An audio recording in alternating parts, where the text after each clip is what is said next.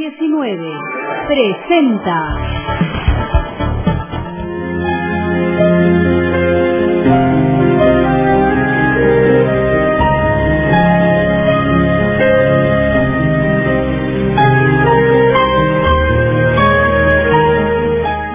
Hermanos queridos, nosotros como católicos encontramos grandes desafíos en este tiempo. Podemos clasificar los desafíos en dos grandes grupos. Hay unos que podemos llamar desde dentro de la Biblia y hay otros que podemos llamar afuera de la Biblia, dentro y fuera. Por ejemplo, cuando un protestante me dice, ustedes adoran imágenes, yo tengo un texto en el libro del Deuteronomio que dice que ustedes adoran imágenes. Por consiguiente, está utilizando la Biblia para cuestionar la fe o la práctica de la Iglesia Católica. Eso es lo que llamamos un desafío desde dentro de la Biblia. Otro ejemplo,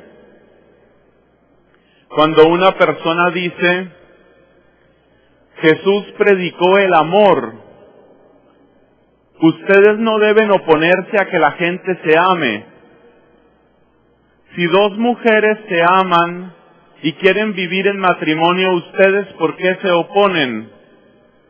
Esa persona está utilizando un texto de la Biblia para cuestionar la enseñanza de la Iglesia. Entonces hay un primer grupo de desafíos que tienen que ver con la Biblia, la recta interpretación de la Biblia. ¿En qué sentido y de qué manera la Biblia es una base, es una guía para nosotros? Y esta primera parte de nuestro encuentro de hoy la vamos a dedicar exclusivamente a ese tema, sobre cuál es la relación que tiene la Biblia y la Iglesia, para ver entonces cómo se constituye la Biblia como autoridad y quién tiene autoridad en la Iglesia y por qué. Ese es nuestro primer tema de hoy. Luego viene un segundo tema que se refiere a los ataques ajenos a la Biblia. Por ejemplo, ataques de aquellas personas que dicen, no soy cristiano ni me interesa hacerlo. O ataques de aquellas personas que dicen, todas las religiones son iguales, tu libro es lo mismo que el Corán, o es lo mismo que las tradiciones orales de los chamanes. Esa será la segunda parte. Entonces, para que tengamos claro cuál es el esquema de hoy. Primero, nos vamos a referir a la Biblia y el mundo de la Biblia y la interpretación de la Biblia. Y después nos vamos a referir a aquellas dificultades, a aquellos retos que se plantean con las personas que no reconocen en la Biblia la palabra de Dios. Vamos entonces con la primera parte. Y empezamos por la pregunta más elemental de todas. ¿Qué es en realidad la Biblia?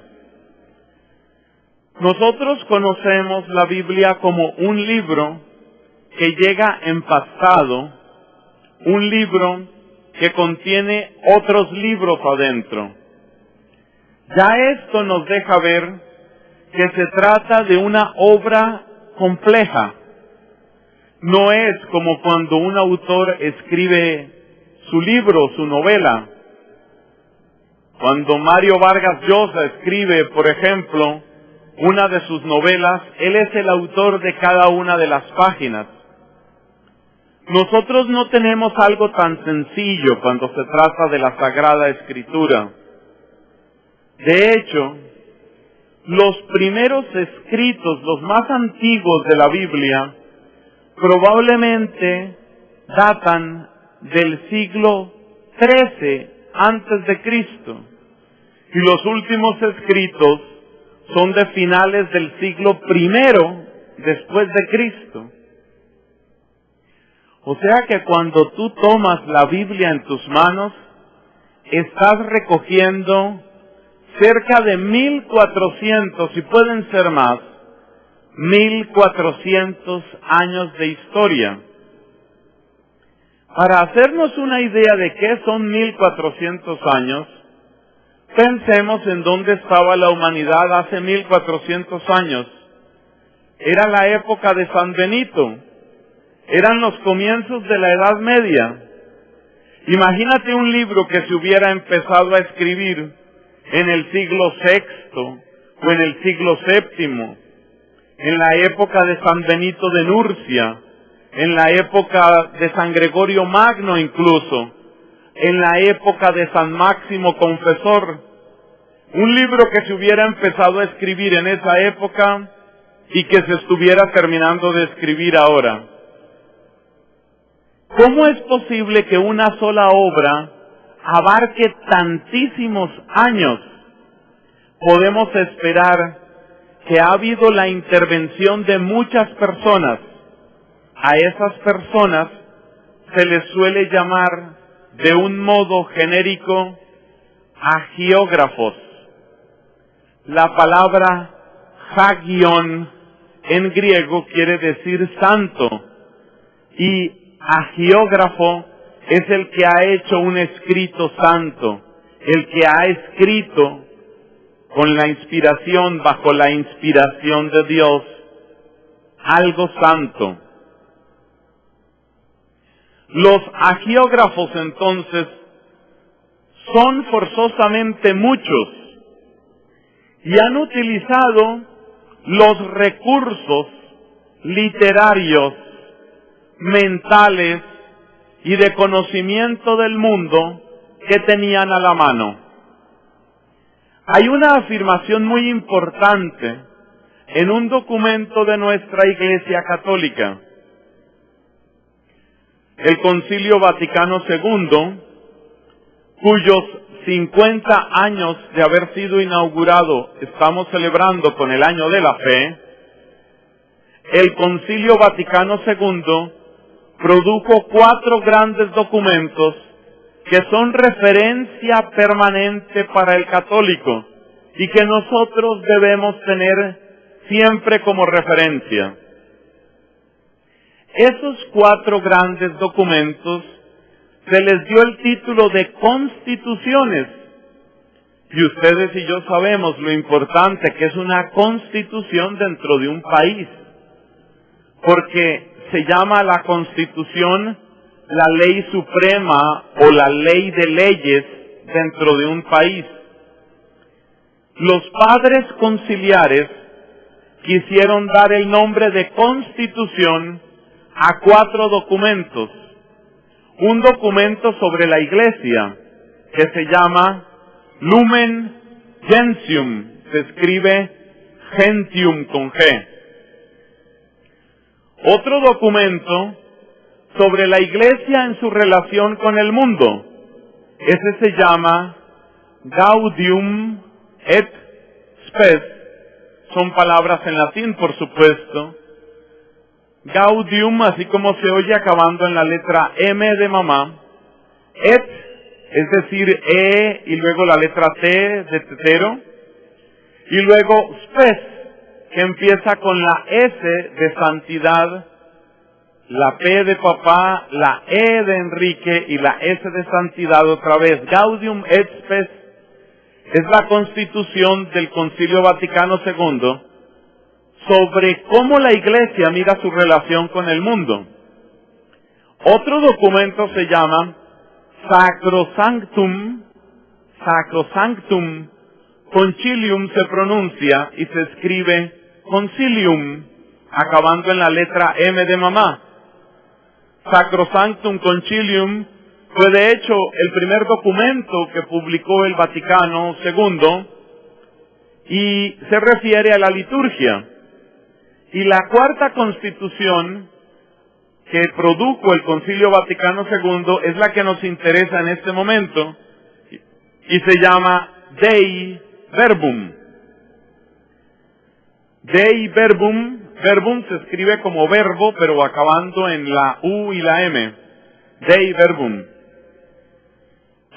En la Constitución Dei Verbum hay algo muy profundo que se dice, abordando un tema que siempre será importante.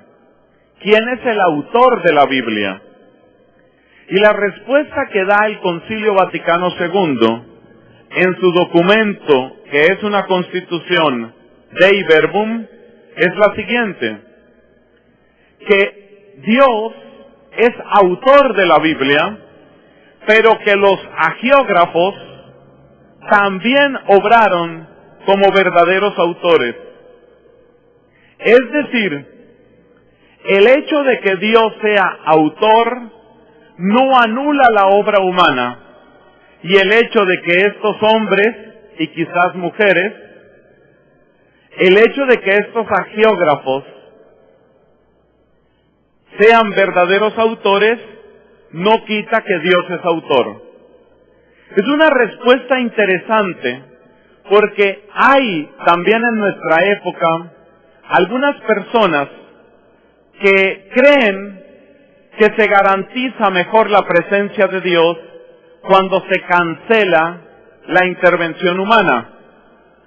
No sé cómo sea la realidad eclesial aquí en Perú en ese detalle, pero por lo menos en mi país, Colombia, hay una serie de grupos en los que se supone que hay personas que reciben mensajes de Dios, mensajes de la Virgen, mensajes del Arcángel San Miguel. Y la manera como se quieren presentar las cosas es que estas personas, cuando reciben esos mensajes, quedan en una actitud completamente pasiva, más o menos como una especie de teléfono inerte que simplemente deja pasar la voz del cielo. El lenguaje que a veces se utiliza es este: en ese momento no estaba tal persona, sino que estaba Dios. Como diciendo que Dios, para hablar, cancela al ser humano, queda cancelado el ser humano, y lo único que sale es el mensaje de Dios, como si el mensaje de Dios fuera una especie de dictado, como si fuera palabra por palabra dictado desde el cielo. Hay personas que imaginan la revelación bíblica de esa manera, como que Dios desde el cielo está dictando las palabras y la persona aquí en la tierra está copiando lo que Dios le dice, o incluso más, como en el caso de esos llamados instrumentos, la persona desaparece, como que ya no es ella, y Dios simplemente va hablando, o la Virgen o quien sea. El Concilio Vaticano II nos ha dado una enseñanza muy importante cuando dice: ciertamente Dios es el autor de la palabra, que así llamamos palabra de Dios, la Escritura, pero esos hagiógrafos obraron como verdaderos autores, y eso quiere decir que ellos echaron mano de los recursos mentales y del conocimiento común de su tiempo, y en ese lenguaje expresaron lo que el Espíritu les inspiraba. Este tema es muy importante porque nos muestra también qué tipo de verdad podemos esperar cuando leemos la Biblia. Si una persona, por ejemplo, está convencida de que la tierra es plana y que está soportada por unos pilares sobre un montón de agua y que arriba del firmamento hay todavía otro poco de agua, esa imagen hoy sabemos que es completamente incorrecta. Desde el punto de vista científico, esa imagen no se puede sostener, no tiene ninguna validez. Y sin embargo, esa era la idea que tenían muchos hombres en la época en que se escribieron algunos libros de la Biblia. Ellos creían que la tierra firme se apoyaba sobre una especie de pilares que quedaban sobre el agua y que además de las aguas inferiores había otras aguas superiores. Acuérdate el capítulo 1 del Génesis, aguas inferiores y aguas superiores. Esa imagen del mundo, esa descripción del cosmos, es completamente errónea. Y si yo soy un científico del siglo XXI y voy a leer la Biblia y veo eso de las aguas superiores y las aguas inferiores, me muero de la risa y me burlo de la Biblia. Pero atención, con ese lenguaje científicamente deficiente, el autor sagrado, el hagiógrafo, está tratando de enseñarme algo muy distinto. Entonces yo tengo que preguntarme, ¿cuál es la enseñanza que él está tratando de darme con el lenguaje que él conoce? Y el lenguaje que él conoce no es simplemente el hebreo o el arameo o el griego. El lenguaje que él conoce es el mundo de ideas, la concepción que era común sobre el cosmos en su época. Entonces la interpretación de la Biblia tiene que mirar a qué era lo que la persona estaba diciendo, cómo se entendía eso en su tiempo y qué quiere decir Dios con esas palabras. Y esto es lo mismo que nos enseña la Constitución Dei Verbum. Entonces la recta comprensión del texto bíblico supone por lo menos el conocimiento de la lengua, el conocimiento del mundo en el que la persona se desenvolvía y luego la búsqueda de qué es lo que Dios quiere decirnos a través de ese lenguaje. Vamos a hacer ese ejercicio en el caso de las aguas inferiores y las aguas superiores, y con la ayuda de Dios vamos a entender cuál es el verdadero trabajo en una interpretación bíblica seria. Dijimos que son tres cosas: comprensión del lenguaje, eso fue escrito en hebreo. En este caso no vamos a hacer la traducción del hebreo al español, eso ya lo han hecho muchos y lo han hecho muy bien. Luego, ¿cuál era el mundo en el que esa persona se desenvolvía? Es decir, ¿cómo entendía él o ella? ¿Cómo entendía él el cosmos? Y por consiguiente, ¿qué era lo que estaba diciendo con las palabras que utilizó?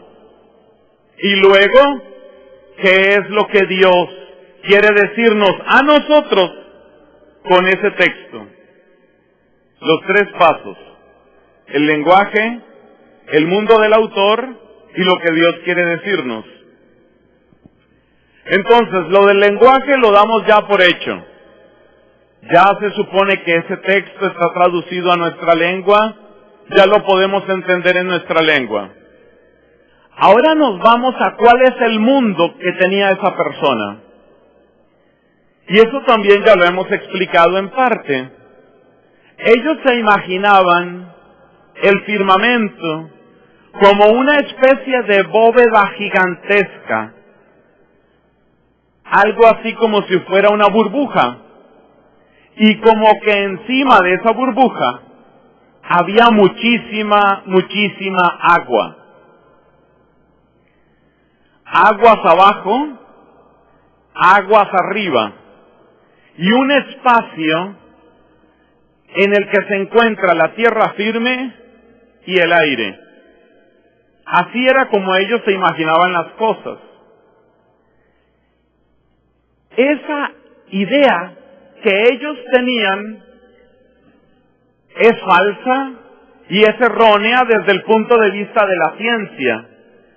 Pero el hecho de que esa imagen en sí misma sea científicamente incorrecta, no quita que a través de esa imagen incorrecta científicamente se pueda dar una verdad que no es una verdad de ciencia, sino que es una verdad orientada al conocimiento de Dios, al conocimiento de nosotros mismos y al conocimiento de la salvación.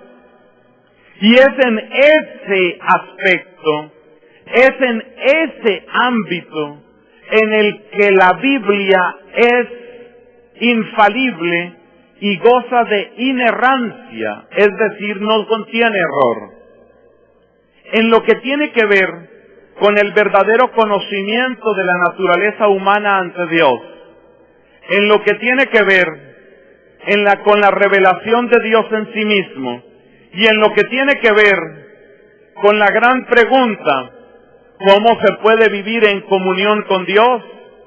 En esos tres ámbitos, la Biblia goza de inerrancia. Pero nadie ha dicho que la Biblia goce de inerrancia en cuanto a la medicina, o en cuanto a la astronomía, o en cuanto a la geología.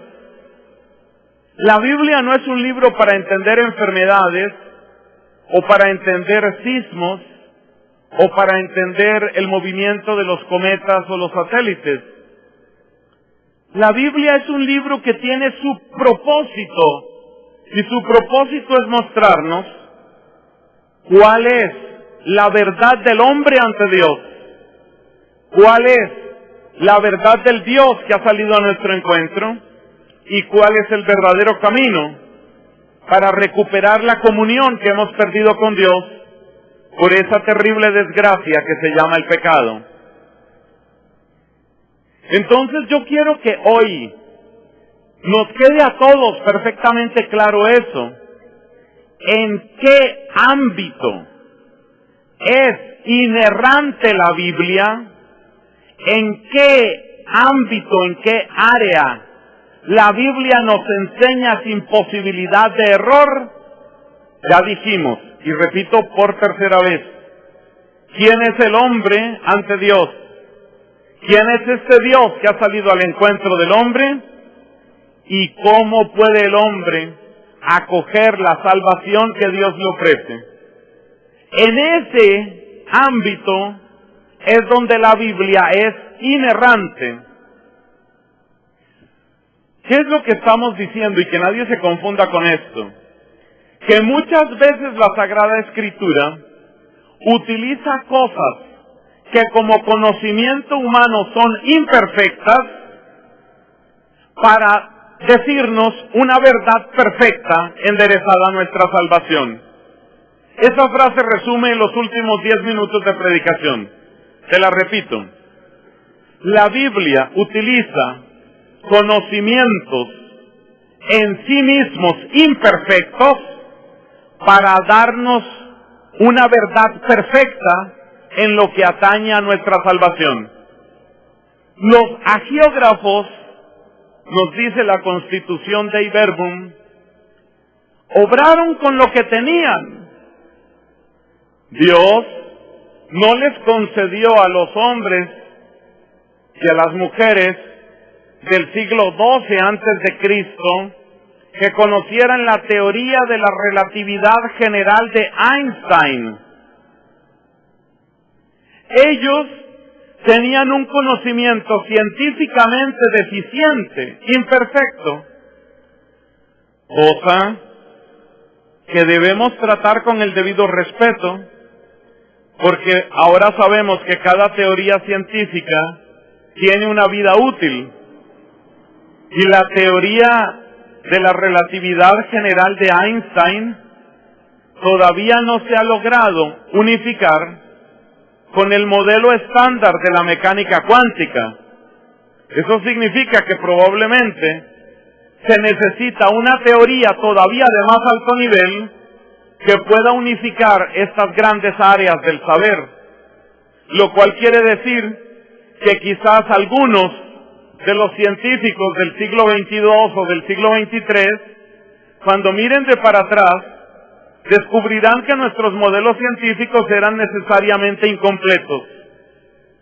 Todo modelo científico, todo modelo del cosmos es necesariamente incompleto y en cierto sentido provisional.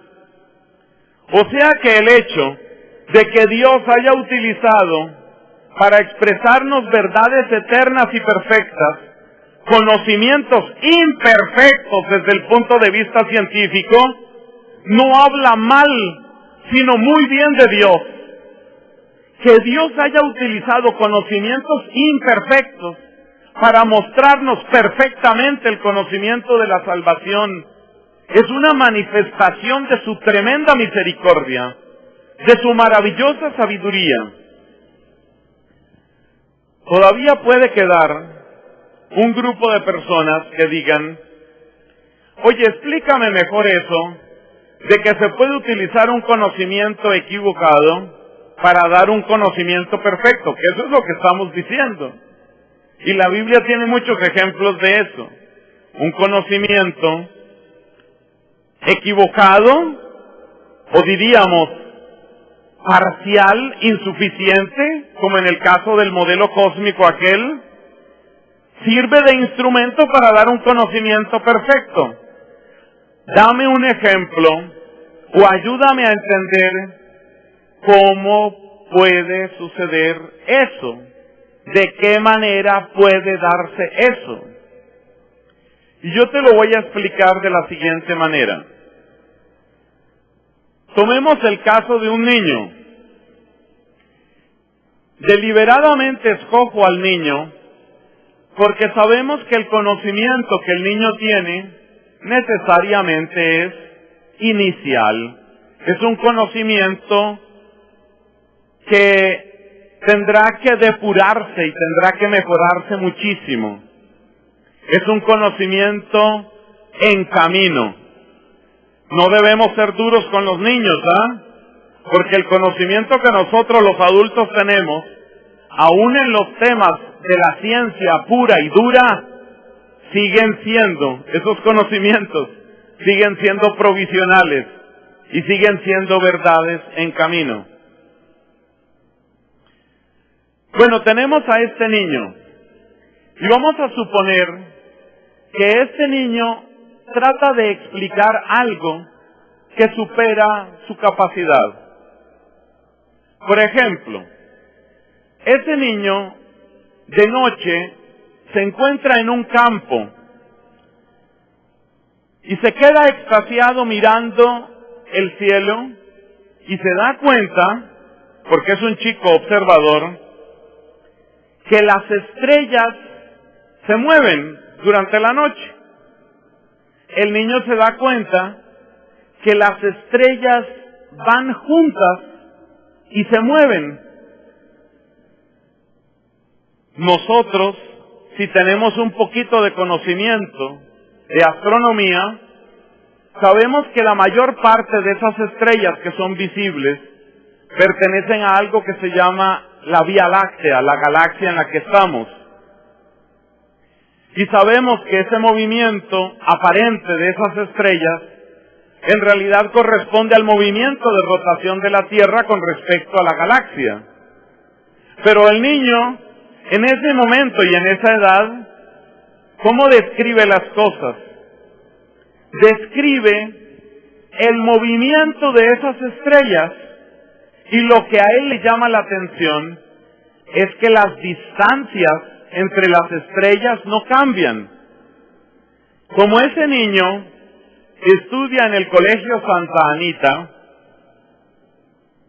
no sé si conocen el Colegio Santa Anita, y en el Colegio Santa Anita, como en tantos otros colegios, ponen a los niños a hacer filas y a formar y a marchar, por ejemplo, para las fiestas de independencia, entonces el niño sabe lo que es marchar y a él le parece que lo que él hace en el colegio es lo mismo que las estrellas están haciendo en la noche. Entonces él piensa que así como la profesora en el colegio les indica que vayan marchando, así también las estrellas van marchando. Y así como los niños cuando están marchando se deben mantener formados y la fila no debe romperse, así también las estrellas están avanzando en una formación. Son como un ejército. Y entonces, este chico que es muy despierto y que es muy piadoso, llama a la mamá y le dice: mamita, me he dado cuenta que Dios tiene un ejército en el cielo y yo lo he visto marchar. Para él, esas luces que se van moviendo en la noche son el ejército de Dios. Y así como él marcha en su colegio, las estrellas marchan en la noche. Y eso le parece bellísimo. Y eso le parece que es el ejército de Dios. A medida que voy contando esta historia, muchos de ustedes, hombres, y un buen número de mujeres, sonríen con ternura de pensar en ese niño. Pensar la manera como él analiza las cosas, porque se ve que es un chico muy despierto y se ve también que es un niño piadoso. Pero imaginémonos que estuviera un científico oyendo la conversación entre este niño y la mamá. Y ahora imaginémonos que el científico le dice al niño: no sea torpe, no sea ignorante, niño. ¿Qué ejército ni qué ejército de nada?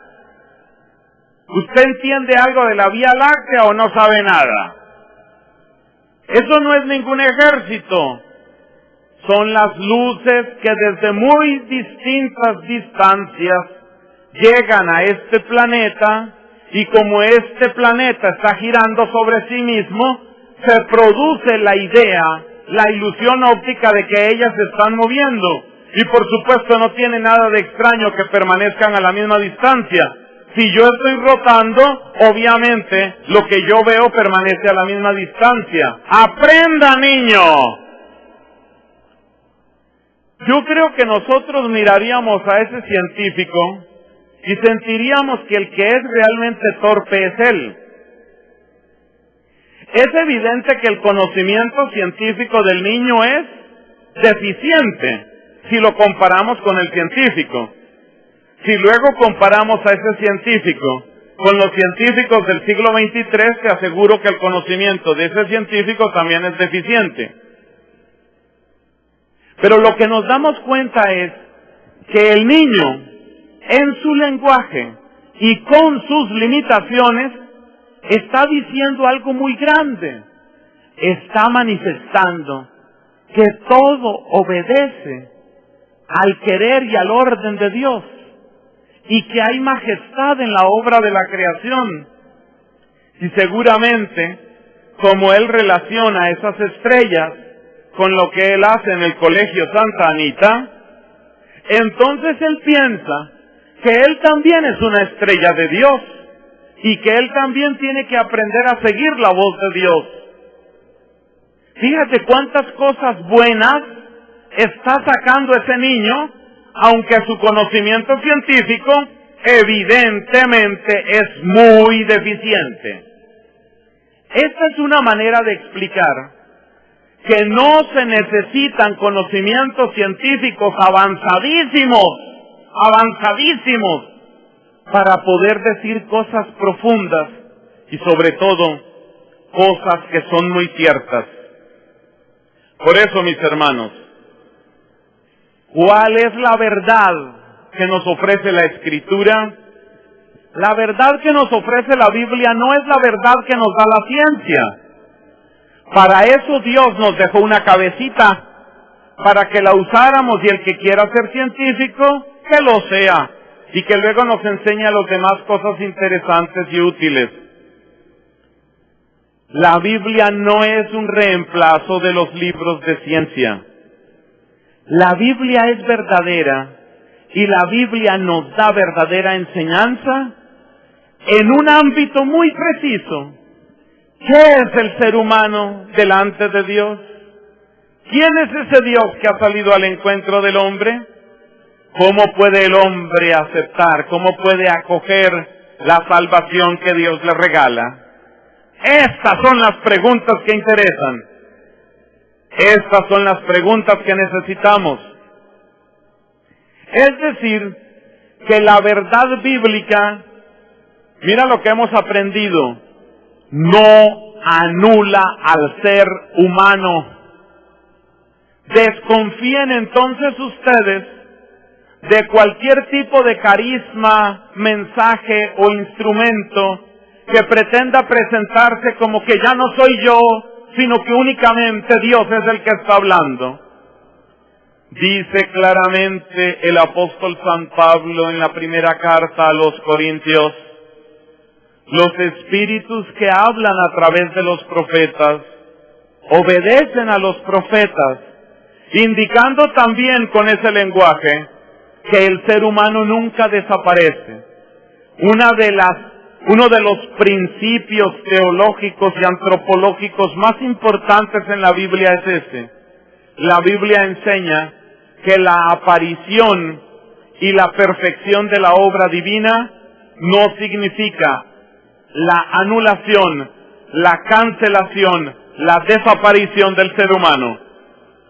La verdadera afirmación de la obra divina no cancela al ser humano, porque ese ser humano es obra divina también. Es decir, la gracia no anula la naturaleza, como lo diría Santo Tomás de Aquino. Bueno, ahí hemos aprendido un primer elemento importantísimo sobre la interpretación bíblica. Conocer el lenguaje, conocer ese mundo y buscar qué es lo que Dios nos quiere decir a través de esas palabras. Detengámonos un poco en este tercer punto, que es de donde han salido la mayor parte de los malos entendidos con los cristianos no católicos, es decir, evangélicos, metodistas, luteranos, calvinistas, los que solemos llamar protestantes en general. Sucedió a comienzos del siglo XVI que un sacerdote de la comunidad de los agustinos, sacerdote católico, que creo que es más propio utilizar la palabra monje, por la manera como vivía esa comunidad de agustinos en esa época. Un monje agustino que era sacerdote, llamado Martín Lutero, a comienzos del siglo XVI, empieza a tener serias dudas sobre la autoridad de la Iglesia para predicar y para mostrar el camino de la verdad. Si vamos a ser justos, debemos admitir que la situación y el tiempo en el que vivió Martín Lutero no eran fáciles. Estamos hablando de un siglo, el siglo XVI, un siglo en el cual encontramos hombres en la cumbre del poder en la Iglesia y al mismo tiempo en el abismo más abyecto de vicios y pésimas costumbres. Hay sobre todo dos hombres que se recuerdan. Uno de ellos, el Papa Alejandro VI, y otro, el Papa Julio II. Julio II fue el Papa muy amigo del escultor y pintor Miguel Ángel. Fue el que le encargó a Miguel Ángel que pintara la Capilla Sixtina, la obra magna de este genio del arte en el siglo XVI. Esa obra puede ser recordada y admirada hoy, pero la manera como vivió, el lenguaje que utilizó Julio II, que fue papa, es una de las grandes vergüenzas de nuestra Iglesia Católica.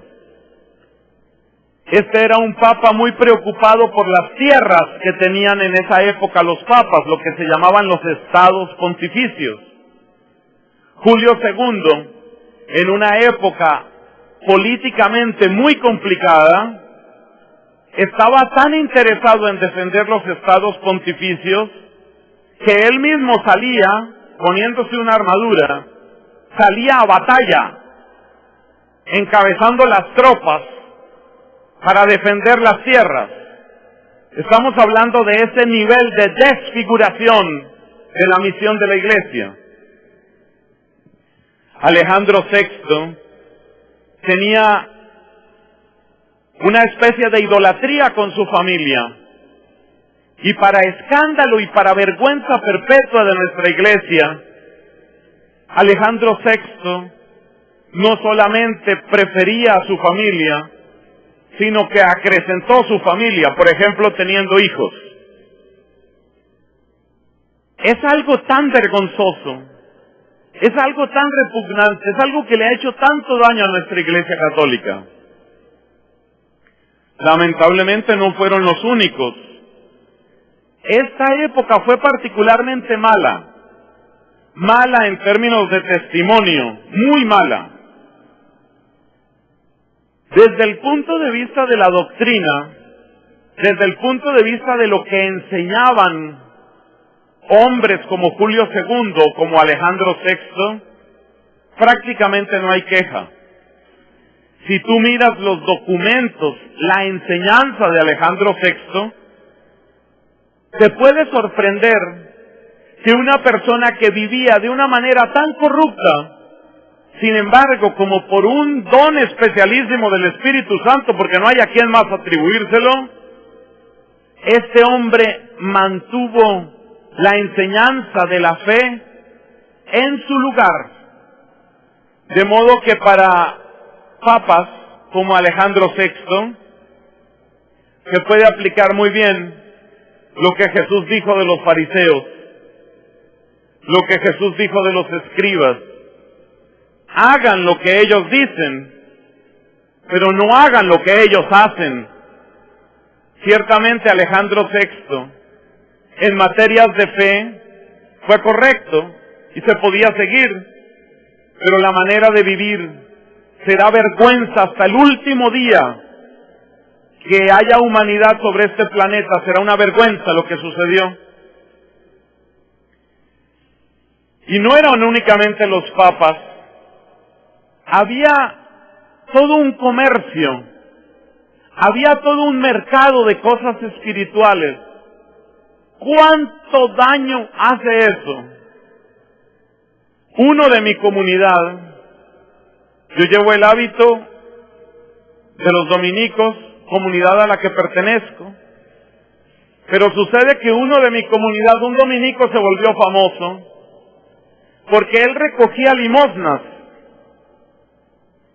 Y la idea que divulgaba este dominico, por lo menos esa es la historia que más se cuenta. Yo no soy historiador de profesión, pero yo les puedo decir lo que se contaba de él.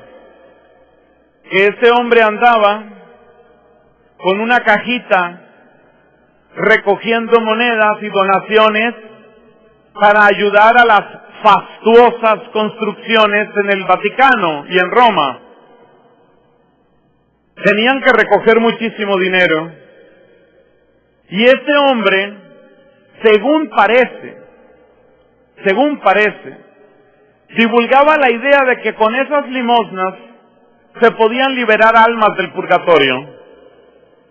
De modo que el rumor va hasta este punto, a que él decía: cuando la moneda suena en el fondo de la caja, sale el alma del purgatorio.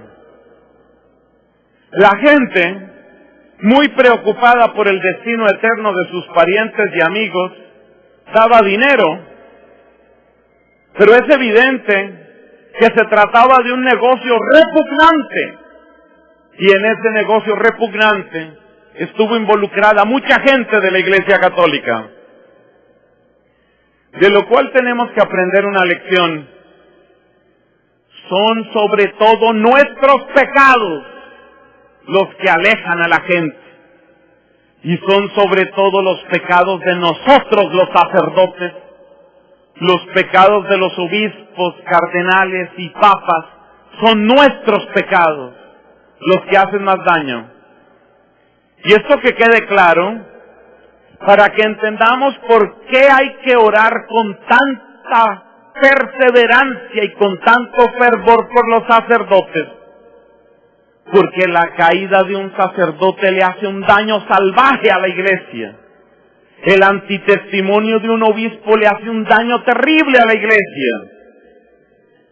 Nosotros, hermanos, creo que vivimos en una época que solo se puede llamar bendecida, porque en lo que a mí respecta y en lo que yo alcanzo a conocer, yo me atrevería a decir, por lo menos desde el tiempo de Pío XII y seguramente mucho atrás, el Espíritu Santo nos ha dado verdaderas joyas preciosas en la persona de los papas. El beato Juan XXIII, luego el venerable Pablo VI, a quien tengo por santo, por cosas que me han pasado y que no es del caso contar ahora por no alargarnos. Luego Juan Pablo I, el Papa de la Sonrisa, que apenas duró 33 días. Luego Juan Pablo II, el beato Juan Pablo II, que se recuerda con amor en todas partes donde se menciona su nombre en el pueblo católico. Luego este gigante de la teología y gigante de la humildad, el Papa Ratzinger Benedicto XVI. Y este que nos ha dado el Espíritu Santo, indudablemente es un hombre que nos inspira cada día con lo que va viviendo, y tenemos que seguir orando por él. Estos papas que nos ha regalado el Espíritu Santo en todos estos años, son sencillamente joyas preciosas de amor, de celo apostólico y de santidad, pero no siempre ha sido así. Martín Lutero se decepcionó, por supuesto, es entendible, se decepcionó de la Iglesia Católica, y entonces sacó esta idea, que la Biblia sí era palabra de Dios, pero que cada uno la interpretara como quisiera, o mejor dicho, como pudiera, con la ayuda del Espíritu Santo, en contra de lo que dice la misma Biblia. Porque la Biblia dice, por boca del apóstol San Pedro en su carta, sabed ante todo, hermanos, que ninguna profecía es de interpretación privada. Pero los protestantes, empezando por Lutero, de una manera explicable por tantos pecados que había en la jerarquía católica de esa época, cancelaron a la Iglesia como intérprete legítima de la palabra de Dios. Humanamente se puede entender lo que ellos hicieron, pero no nos engañemos, hermanos. Aquí cabe lo que dice el refrán: el remedio resultó peor que la enfermedad. Supuestamente para remediar esa situación de tanto pecado en el clero, tanto pecado en los obispos e incluso en los papas, para solucionar eso, el remedio era libre interpretación de la Biblia. Muchísimo peor el remedio que la enfermedad.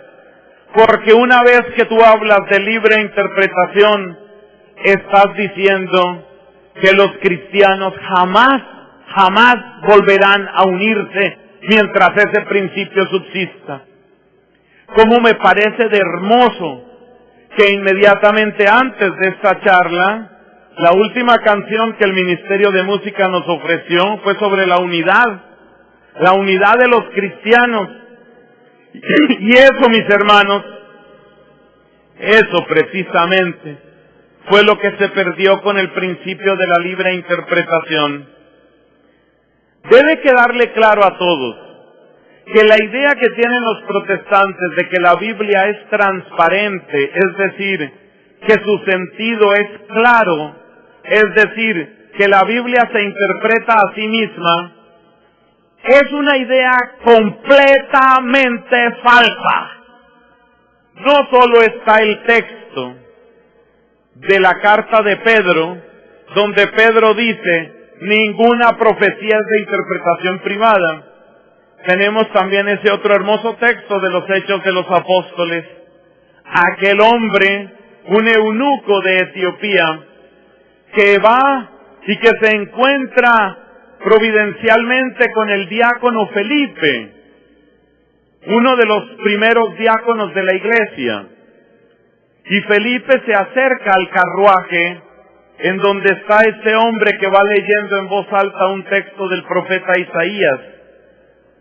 Sin justicia se lo llevaron, decía ese texto, tomado del capítulo 53 de Isaías, creo yo. Y Felipe le pregunta, ¿entiendes lo que vas leyendo? Si ese eunuco hubiera sido protestante como Lutero, hubiera tenido que decir, claro que entiendo, ¿no ves que la Biblia se explica sola? Pero lo que dijo el eunuco fue, ¿cómo voy a entender si nadie me explica?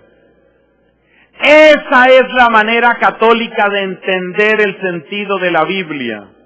Y la imagen, y con esta imagen vamos a concluir esta primera sección, y la imagen que suelo repetir porque me parece muy ilustrativa, es la de un álbum de fotos. La Biblia es un libro de familia, y la familia es la iglesia, y sin la iglesia no se entiende el álbum. Si tú me invitas a tu casa, y yo me quedo a solas un momento en la sala de tu casa, y me pongo a ver un libro que hay ahí, un libro muy gordo que tiene muchas fotos, yo no sé quién es esa gente que aparece ahí. Yo no sé por qué hay personas que aparecen muchas veces o pocas veces. Yo no sé qué gustos, qué historias, qué narrativa tienen. Yo no conozco nada. Solamente cuando tú te sientas a mi lado y empiezas a explicarme, mira, este es el tío Roberto, el que se casó con mi tía Luisa. Y ahí están felices porque era el bautismo de su hijo, que se llamó Jairo. Pero Jairo, pobrecito, murió. Y eso es lo que aparece en esas otras páginas. Viste que ahí aparece una foto de un camposanto. Ahí fue donde enterraron a Jairo. Entonces las historias que me cuentan, la narrativa de la familia es la que me permite entender el álbum. Hay que dejar muy clara esa idea en nosotros. Sin la iglesia no se entiende la Biblia. Y si cada uno pretende entender la Biblia a su manera, sucede la desgracia que conocemos en el mundo protestante. Cuando yo era niño, sentí un escalofrío de arriba abajo leyendo, y estoy hablando de hace 40 años, para que se vaya deduciendo la edad que tengo. Se hablaba de más de 800 sectas inscritas en los Estados Unidos hace 40 años.